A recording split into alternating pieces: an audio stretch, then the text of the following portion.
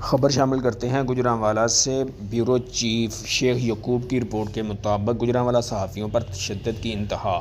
Civil defence محکمہ کا افسر زمان شاہ نے محسن جٹ، جو کہ پیشے کے لحاظ سے ایک صحافی ہے، صحافی محسن جٹ نے زمان شاہ کی بہترین کارکردگی کے لیے اپنے موبائل میں تصویر بنائی۔ زمان شاہ اس بات کا برا منا لیا۔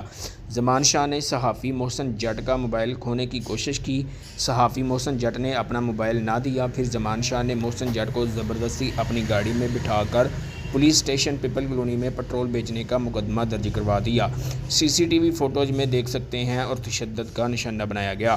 کچھ دن پہلے صحافی محسن جٹ زمان شاہ کے پاس دفتر سول ڈیفنس محکمے میں گیا اور زمان شاہ کو کہا کہ غیر قانونی کاروبار کرنے والوں کے خلاف کارروائی کرنے کا کہا۔